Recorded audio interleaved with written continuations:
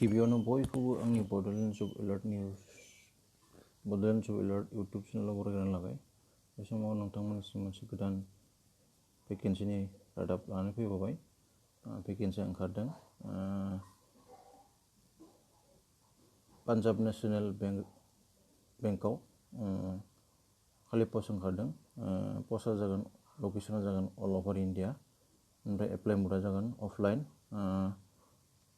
Official website, नैबे official वेबसाइटआव नोंथांमोना थांनानै डिटेल्सखौहाय नायनानै लानो हागोन। आरो बेनिफ्राय नेम अफ द पस्टआ जाबाय manager of security in MMJ।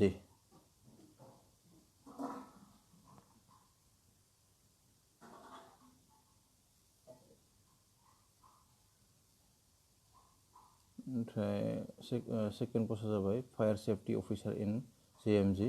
ओमफ्राय टटेल भेकेन्सि आरो डिटेल्सआ जाहैबाय टटेल भेकेन्सिया जाबाय 103। बेनि उनावहाय डिटेल्स अफ रिजार्भेसन भेकेन्सि बेयो जाहैबाय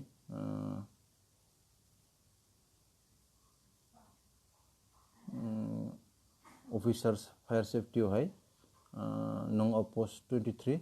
ओमफ्राय SCनि थाखाय 3, STनि थाखाय 1, OBCनि थाखाय 6, AWSनि थाखाय 2, आनरिजार्भआ जाबाय 11। ओमफ्राय मेनेजार सिकिउरिटि ओमफ्राय नं अफ पस्ट जाबाय 80, SCआ जाबाय 12, STआ जाबाय 6, OBCआ 21, AWSआ जाबाय 8, आनरिजार्भआ जाबाय 33। टटेल पस्टआ जाबाय 103। SCनि जाबाय 15, STनि जाबाय 7, OBCनि जाबाय 27, AWSनि जाबाय 10, ओमफ्राय आनरिजार्भआ जाबाय 44।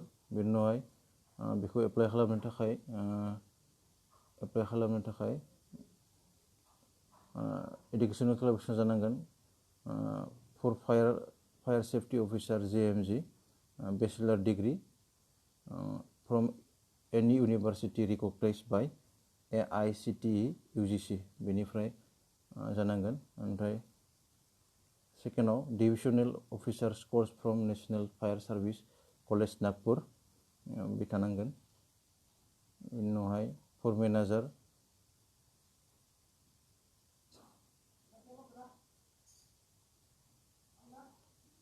मेनेजार सिकिउरिटि 2 नम्बरनि MMGनि थाखाय bachelor degree from university recognised by AICTE UGC।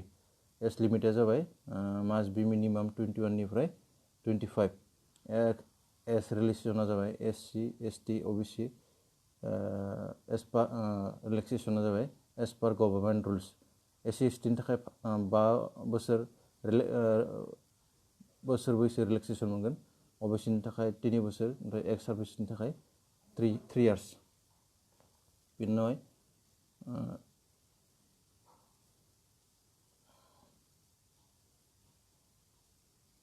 Application फिसा जाबाय जेनेरेल OBCनिया 850, SC ST फिजिकेलि हेन्डिकेपआ 50 थाखा।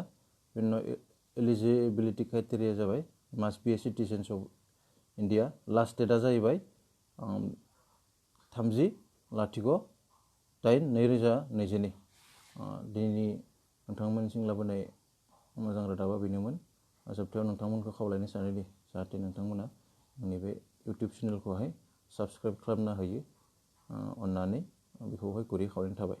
गोजोन्थों।